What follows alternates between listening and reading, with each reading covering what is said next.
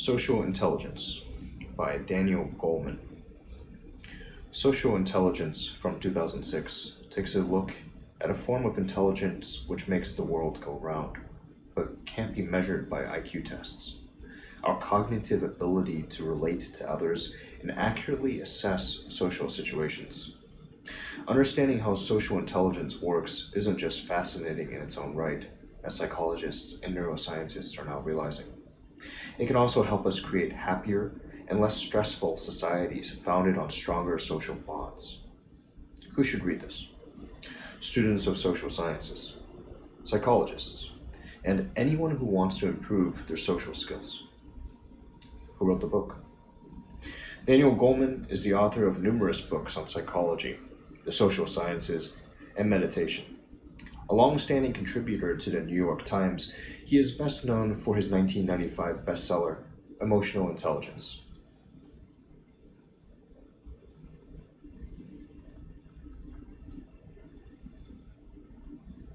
What's in it for me? A shrewd study of social intelligence. Intelligence is a tricky concept to pin down. High flyers in some settings can also perform terribly in others. We've all met that person whose IQ test results are off the charts, but who crashes and burns when it comes to making small talk at a party. That's why neuroscientists and psychologists are increasingly interested in analyzing different types of intelligence rather than finding a one-size-fits-all definition. That's where social intelligence comes in. It's what the person gifted with logical prowess but who struggles to keep the conversation going lacks. The ability to correctly read emotions, feelings, and social situations. And this type of intelligence is vital to navigating social life. It allows us to respond appropriately when confronted with other people's behavior. Whether it's assessing how desperate a would-be mugger is, or working out what's bothering our partners, social intelligence makes the world understandable and relatable. In the following blinks, you'll learn how social intelligence differs across cultures, why watching scary movies can make children less shy later in life, and why putting social intelligence to constant use is so draining. Empathic accuracy is key to social intelligence and helps you strengthen relationships. Imagine you are being mugged. What's the best way to avoid injury? One key to survival in sticky situations is knowing how to read signals correctly. This way, you can work out how aggressive or desperate the assailant is and act accordingly. This ability is called empathic accuracy. It's an important aspect of social intelligence, the capacity to understand yourself and others in social contexts. Empathic accuracy allows you to put yourself in someone else's shoes. It's not only about understanding what they're feeling, but why they feel that way. A study carried out by psychologist William X at the University of Texas in 2001 illustrates this concept. The setup was simple.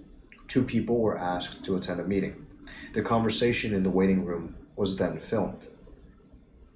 At the end, the participants were asked to review the recording and say what they thought the other person had been thinking at key moments.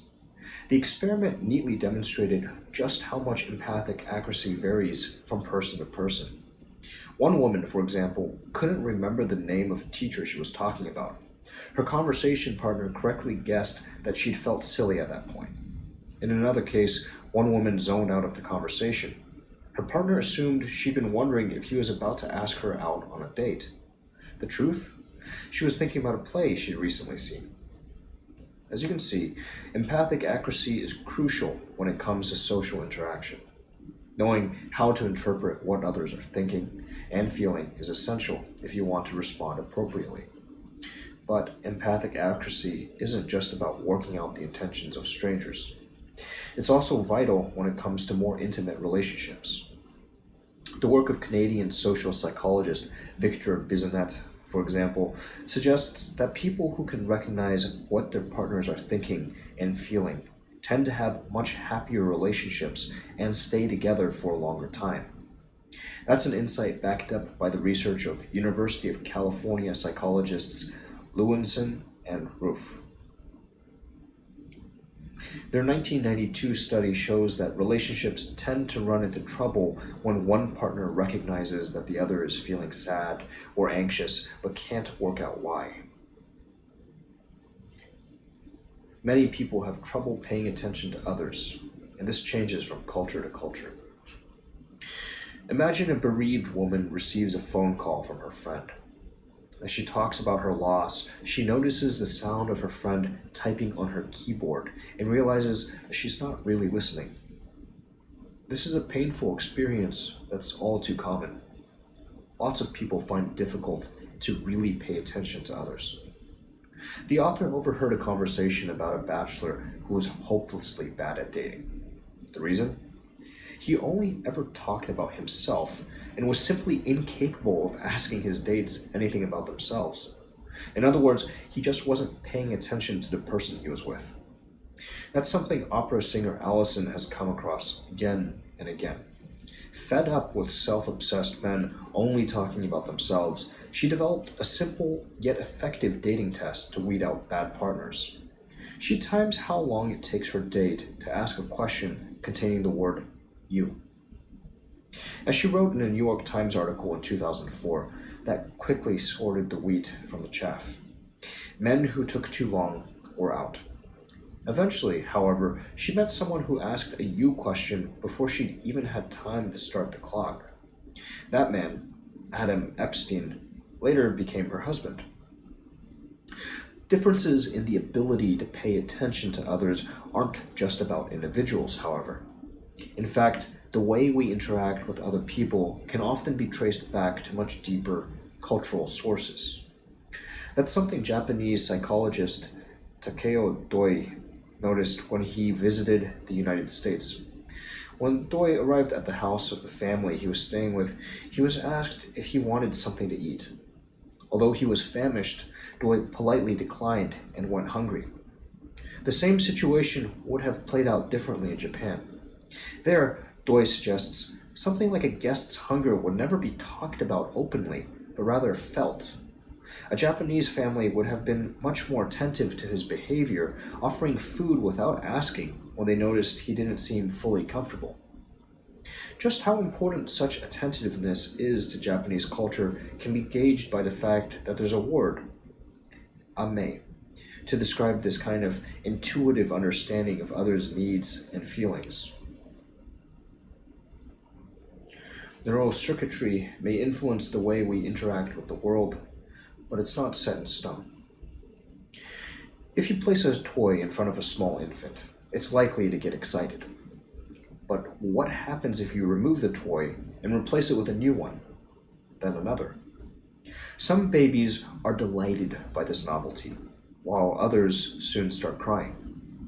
That's a great example of how the wiring of the human brain determines an individual's social predisposition, the way in which they interact with the world.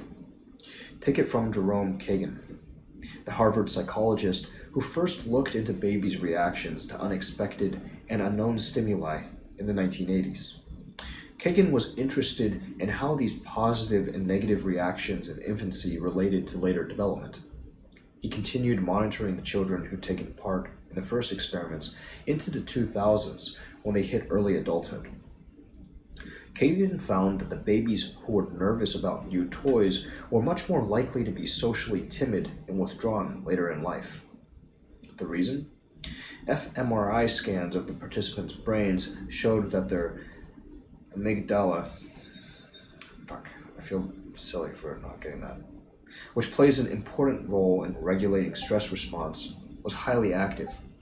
When these shy adults saw something they regarded as strange or threatening, their amygdala reacted.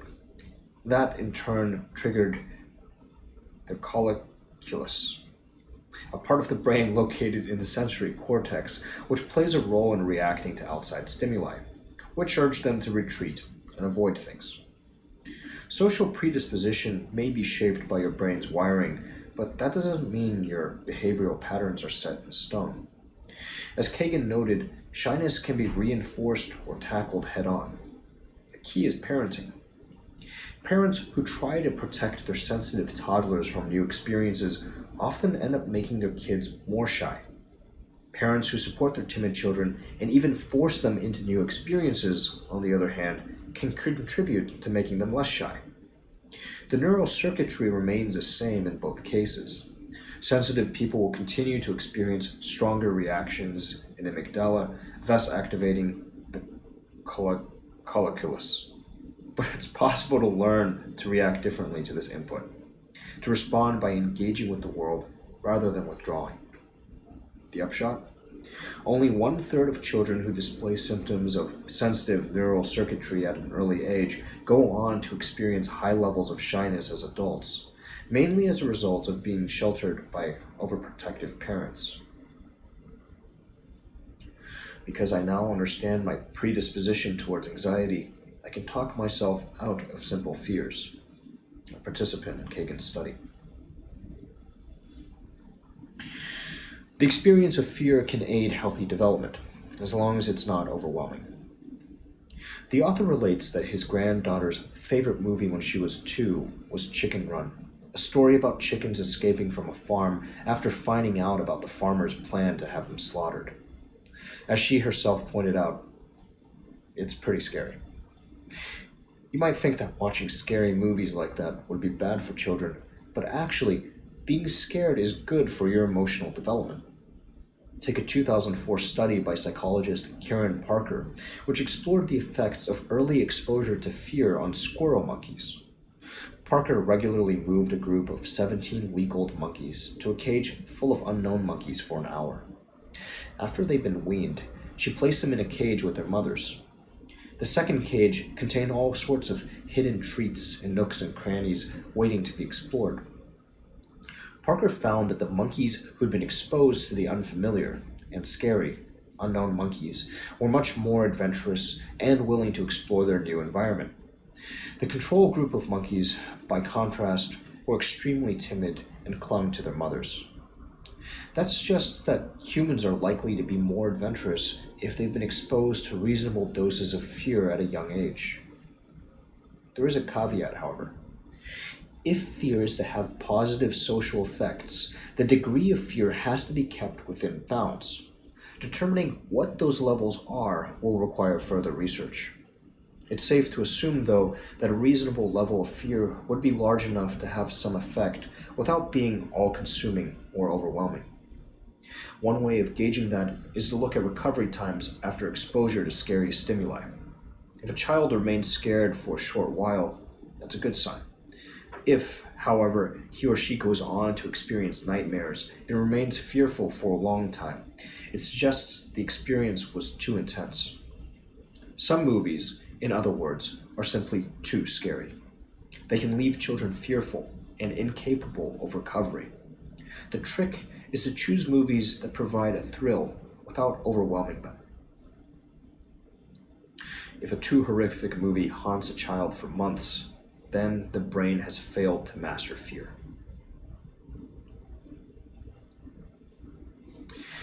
Poor social intelligence is linked to sexual violence, and testosterone is a risk factor in this equation.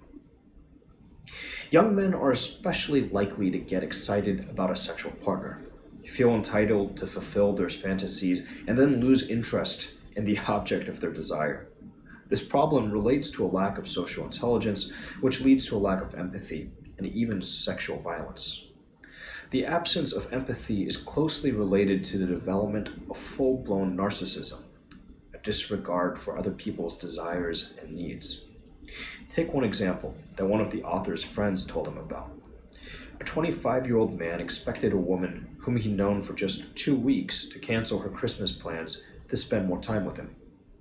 Sometimes, this kind of narcissism takes on even more disturbing forms. A study published in 2003 by psychologist Brad J. Bushman, for example, found that narcissistic men were much more likely to believe that rape victims were asking for trouble, and that women who say no actually mean yes.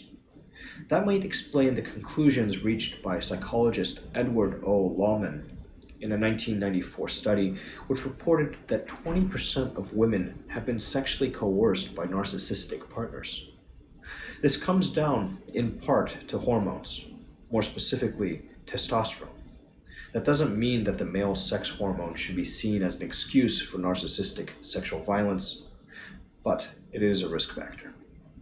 The connection was documented in 1993 by Alan Booth and James Dabbs. The two psychologists showed that husbands with high testosterone levels were more likely to abuse their wives and be unfaithful, behaviors which correlated with higher divorce rates. The study didn't claim that this was an inevitable outcome, however, let alone attempt to excuse such behavior. The authors were keen to stress that there were plenty of men with high testosterone levels who made great husbands. They'd learned to control their aggressive impulses, as evidenced by the development of neural pathways in the prefrontal cortex associated with impulse control. Putting social intelligence into action can be stressful, which is why carers need more support.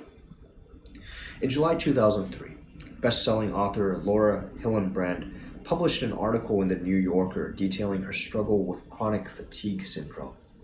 She described the cheerful manner with which her devoted husband Borden had taken care of her until the night she found him pacing restlessly and groaning. It was a low point that showed just how stressful putting social intelligence into practice every day can be. That's something anyone who's been a caregiver to a relative or loved one over an extended period of time can relate to. As a psychologist, Janice Kuykold Glazer and her husband Ronald Glazer, an immunologist, documented in a 1998 study, stress isn't just bad for your mental health. It also affects the genetic structure of cells responsible for maintaining your immune system. The couple's research looked at the health of women looking after partners suffering from Alzheimer's. Their conclusion was stark. The women's health took a dramatic hit. Take just one example. The activity of the genetic messenger, a molecule that helps transmit genetic information, in charge of lymphocyte and white blood cell production, GHMRNA, was reduced by 50%, leaving the carers at much greater risk of infections. But there is a way of ensuring that caregivers aren't overwhelmed by stress: social support. The key? Careful planning. That's something Philip Simmons, an English teacher living in New Hampshire, quickly realized after being diagnosed with Lou Gehrig's disease. Anticipating the way in which the condition would affect his family as his paralysis grew more severe, Simmons reached out to friends and neighbors for help. Soon enough, he had a support group of 35 people. They ran errands, looked after the children, cooked, and cleaned. That meant that Simmons' wife, Catherine, wasn't overburdened in the years before her husband's death. Social interaction can boost recovery and health, which is why we should tackle stigmas around illness. Indian hospitals aren't like those in many other parts of the world. One difference is that they don't prepare food for their patients. That's not because they don't care for them, but because they want to encourage patients' friends and families to drop by at mealtimes and spend time with them. It's a great idea. After all, social interaction and care have been shown to help cure illnesses. Take a psychological study published in 1997 by Brooks Gump and James Cullick. The researchers found that hospital patients are considerably less anxious about operations and more likely to recover swiftly when they're surrounded by positive social connections like friends and family. Another option is to place patients awaiting treatment among others who've already had the same procedure. Emotions, it turns out, are contagious. When you're surrounded by people who are happy about their experience, you're also bound to be upbeat. Leaving patients alone with other sick and anxious patients, on the other hand, has the opposite effect. Negative feelings end up being reinforced. That means higher anxiety levels and longer recovery times. The connection between health and social connections applies more generally. There are at least 18 conclusive medical studies showing that people embedded in strong social networks live longer and recover more quickly from illness. That's why Sheldon Cohen, a professor of psychiatry at the Carnegie Mellon University in Pittsburgh, recommends spending time with people you're closely connected to as one of the best things you can do for your health. But there's a problem. The ill are often subject to social stigmas that make it harder for them to regain their health. In the West, for example, people are often uncomfortable when they're confronted by disease and death. In the end, they often simply avoid visiting their sick friends. That's something Laura Hillenbrand experienced with her chronic fatigue syndrome. Those closest to her withdrew and left her isolated. That, of course, is the very worst thing you can do if you have a sick friend. So remember, if you want to help someone you love recover, make sure to visit them as often as you can. Social intelligence can help children with learning difficulties thrive in school. Some kids get written off early by their teachers as troublemakers, but it often turns out that what they need isn't harsher discipline, but more attention. That's something Pamela, one of the author's friends and a teacher in a poor New York school, picked up on. When she first started her job, she was told that one of the students she'd be teaching, Mava, was bad news. The warnings were quickly confirmed. Mava regularly disrupted classes, seemed uninterested in learning, and often simply walked out. But Pamela wasn't content to accept the other teacher's judgment. There must, she thought, be something else going on. She was right.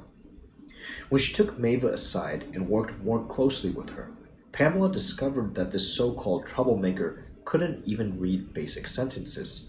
Even if she'd wanted to participate in classes, she wouldn't have been able to.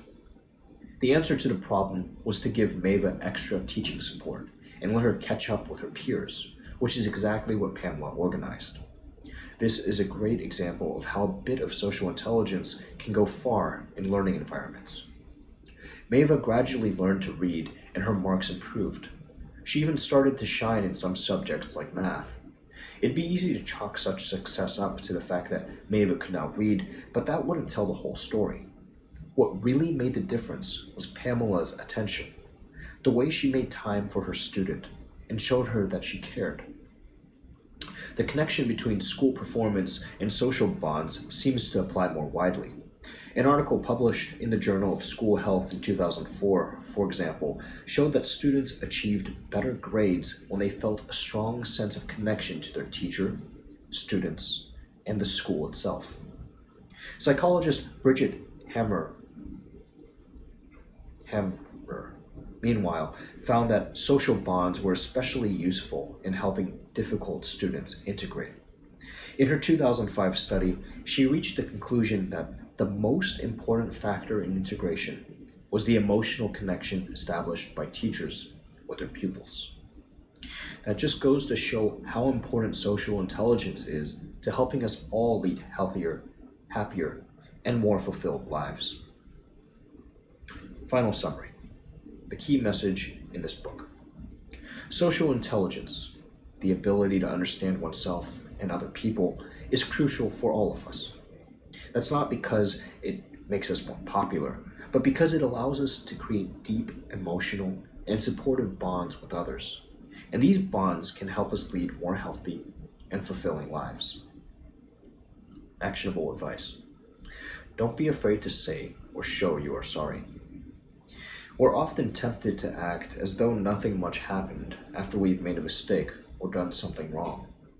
There's a natural tendency to minimize the severity of mess-ups in the hope that others will also overlook them. But putting our hands up and admitting that we've got it wrong is much more effective. Take it from psychologist G.R.